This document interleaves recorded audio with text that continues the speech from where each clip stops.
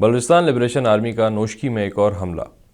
Train की hijacking के बाद ये बलूचिस्तान लिबरेशन आर्मी की तरफ से दूसरा बड़ा हमला है जो कि कुछ दिनों के ही फासले में हुआ है। इस हमले के नतीजे में पाकिस्तानी अफवाज के तकरीबन 5 अहलकार शहीद हुए हैं जबकि 32 अहलकार ज़ख्मी हुए हैं। इसके अलावा अगर आपको बताया जाए तो ISPR की रिपोर्ट के मुताबिक कुछ स्टैट्स रिलीज़ किए गए जिसमें ये बताया गया कि मुकम्मल क्लियरेंस ऑपरेशन के तहत 3 दहशतगर्दों को मौके के ऊपर वो जहन्नुम हासिल कर दिया गया। कुछ रिपोर्ट्स के मुताबिक अगर आपको बताते चलें तो BLA ने जब अपने स्टैट्स रिलीज़ किए तो FC के इस कॉन्वॉय के ऊपर हमले के नतीजे में उन्होंने बताया कि तकरीबन 90 के करीब फ़ौजी अहलकार को शहीद कर दिया गया है और ट्रेन की हाईजैकिंग के अंदर तकरीबन 150 से 160 लोगों को हलाक कर दिया गया था। अब इन सारी बातों को अगर हम मद्देनज़र रखते हैं तो कुछ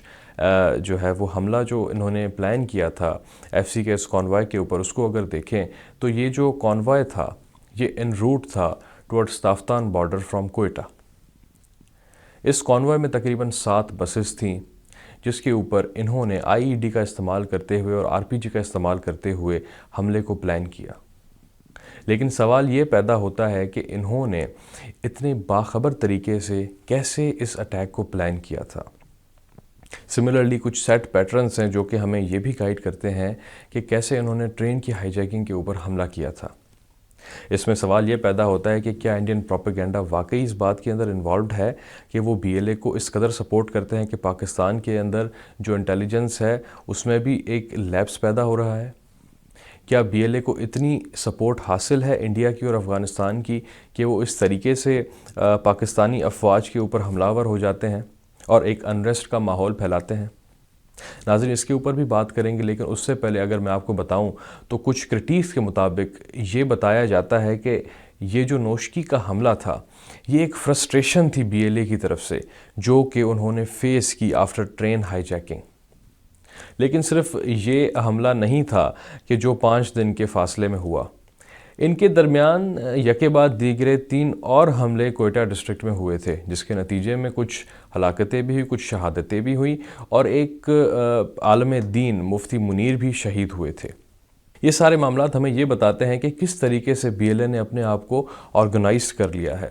इस ऑर्गेनाइजेशन के नतीजे में BLA ने अपने तमाम ब्रिगेड्स, तमाम विंग्स को मुनज़्ज़म कर लिया है और जिसको वक्तन फ़वक्तन इस्तेमाल करते हैं। इसी हवाले से जब हम बात करते हैं तो सुसाइड बॉम्बिंग में हमने पहले भी आपसे ज़िक्र किया था कि मजीद ब्रिगेड एक ऐसी ब्रिगेड है इनकी जो कि इनके सुसाइड बॉम्बिंग के विंग को लुक आफ्टर करती है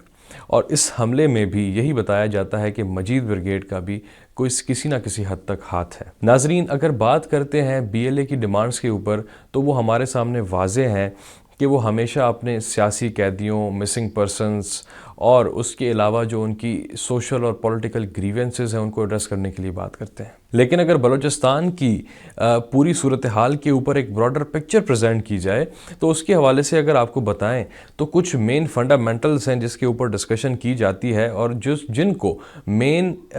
वो रीज़न ठहराया जाता है जिनकी गैर मौजूदगी की वजह से बलूचिस्तान के अंदर इश्यूज़ पैदा होते हैं, जैसे कि पॉलिटिकल और सोशल ग्रीवेंसेस जो कि लोगों के दरमियान मौजूद हैं वहाँ पे। उसके अलावा पॉलिटिकल पोलराइजेशन वो भी किसी हद तक मौजूद है। तीसरी चीज़ जो कि वहाँ पे बहुत ज़रूरी है वो लैंड रिफॉर्म्स का होना। इसके अलावा नाजरीन, गवर्नमेंट और मिलिट्री को अपनी जो विल है उस पर काम करना चाहिए। पाकिस्तान के अंदर ये जो रीसेंट अटैक्स हो रहे हैं इसमें BLA को इतने मोहतात, इतनी बाखबर ज़राए से कैसे पता चलता है कि ट्रेन के अंदर कितने अहलकार मौजूद हैं पाकिस्तानी अफवाज के, पाकिस्तानी पैरामिलिट्री फोर्सेस के। उसके अलावा FC के कॉन्वॉय किस वक्त किस हाईवे से कैसे मूव करेगा। नाजरीन, जब रिपोर्ट सामने आई तो हमें पता चला कि जिस तरह ट्रेन के अटैक को प्लान किया गया था कि वो हाईवे से तकरीबन एक सर्टन फासले के ऊपर दूर थी जहाँ पे कोई और रास्ता मौजूद नहीं था और किस टनल में वो ट्रेन गई तो BLA ने अपने वो लोगों का इस्तेमाल करते हुए धमाका किया और ट्रेन को रुकवाया। ये एक कंप्लीट पैटर्न है जो कि बताता है कि BLA अपने इंटेलिजेंस विंग को बहुत स्ट्रॉन्ग कर चुकी है, या इसको यूँ भी कहा जाए कि पाकिस्तानी जो इंटेलिजेंस है उसके अंदर एक बहुत बड़ा लैप्स पैदा हो चुका है। تو یہ بالکل واضح ہے کہ بی ایل اے کو کسی غیر ملکی فورس کی حمایت حاصل نہ ہو، خصوصی طور پہ انڈیا۔ ناظرین، میں یہاں پہ بار بار آپ سے انڈیا کا ذکر اس لیے کر رہا ہوں کیونکہ آپ پچھلے دنوں کے اندر یہ جتنے حملے ہوئے ہیں ان پہ غور کریں تو سب سے زیادہ کوریج ان حملوں کو بی ایل اے کی طرف سے جو دی گئی ہے وہ Indian news channel, Indian media outlets کی طرف سے دی گئی ہے۔